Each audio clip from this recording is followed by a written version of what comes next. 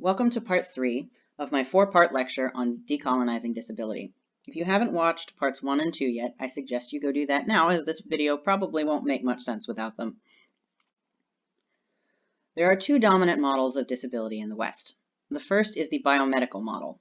Under the biomedical model, disability is defined as any physical or mental impairment which is measured and defined by experts, such as educators, physicians, or psychologists, against an objective normative standard of health and ability. Criticisms of the biomedical model abound, particularly within the disabled community.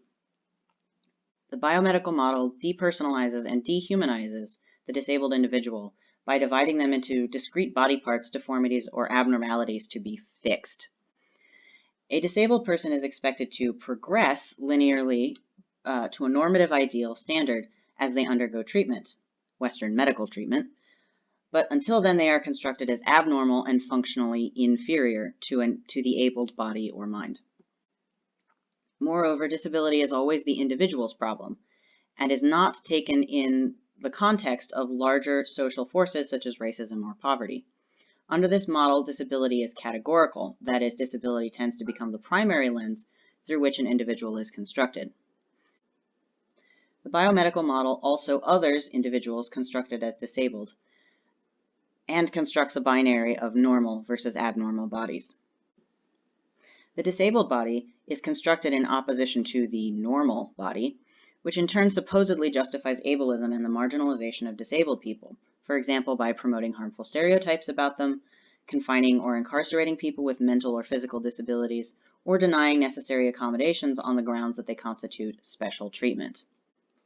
This model is also colonialist. It understands its own perspective as objective and therefore superior to all other forms of quote-unquote ethnic medicine.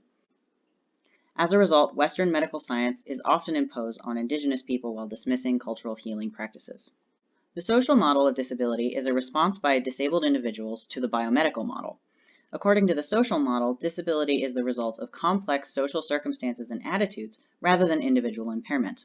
The social model draws distinctions between impairments, defined as internal to the mind or body, and disability, a socially constructed category justifying oppression against people with impairments who do not or cannot measure up to hegemonic standards of a quote-unquote normal individual.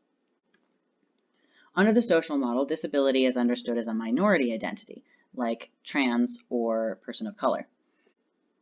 It promotes disability pride, and associated disability studies and disability rights movements celebrate bodily differences. These movements also advocate for disabled individuals to be empowered to be in their bodies in the ways that seem best to them, including Western medical treatment as desired. While the social model is more socially just compared to the biomedical model, it is not without its drawbacks as well. As we saw in part 2, Mikosha and Hollinsworth demonstrate that the social model does not engage in dialogue with its own colonialist and Western underpinnings.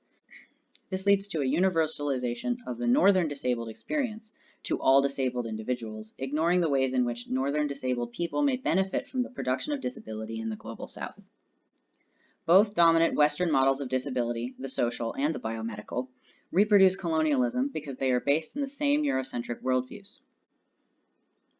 According to Leroy Littlebear in the article Jagged Worldviews Colliding, there are a number of values that underpin most of Western thought. I will give examples of how each view contributes to the oppression of indigenous and disabled people.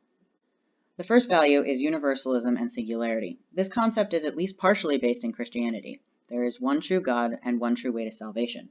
This encourages the idea that there is also only one true way to access knowledge, a one-size-fits-all understanding of health, and one way in which a body can be considered healthy. We can see this in the biomedical model as Western medicine defines an ideal body, the able body.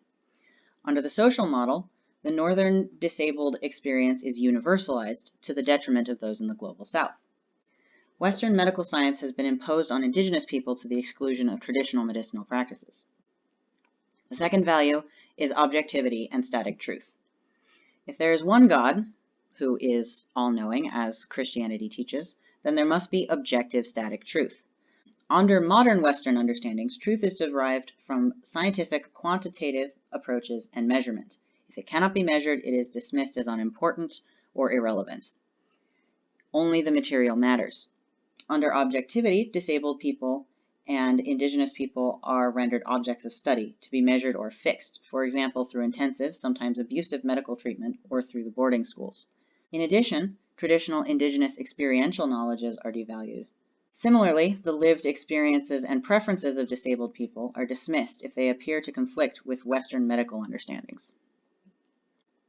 The third value is dualism and hierarchy. If there is objective truth, then humans should pursue that static objective truth as far as they can. So goes the logic. Humans can strive to achieve perfect knowledge, even. Similarly, if there is objective truth, there must also be objective falsity. This leads to binary thinking, where truth is directly opposed to untruth, and ideal is directly imposed to the imperfect or the degenerate. Each binary has a superior and inferior half, producing hierarchy. There is an able body, which is the ideal, and a disabled body, which is bad and inferior. Similarly, there are European settlers, and there are quote-unquote inferior Indigenous people, according to this model. The fourth value is linearity, which is the idea that time exists only in a straight line. All stories have a beginning, middle, and end, and there is always some sense of progressing towards that perfection mentioned in previous values.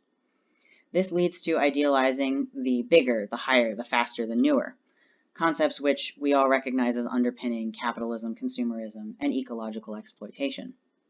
When the bigger, the better, the newer is always preferred over the older and the slower, disability is constructed as a degeneration, as a regression to a previous time, and Indigenous peoples are similarly constructed as representative of earlier or lower forms of humanity. Constructing Indigenous and disabled people as degenerate provides justification for eugenics, including incarceration, institutionalization, and sterilization. The fifth and final value is personalism and hyper-individualism.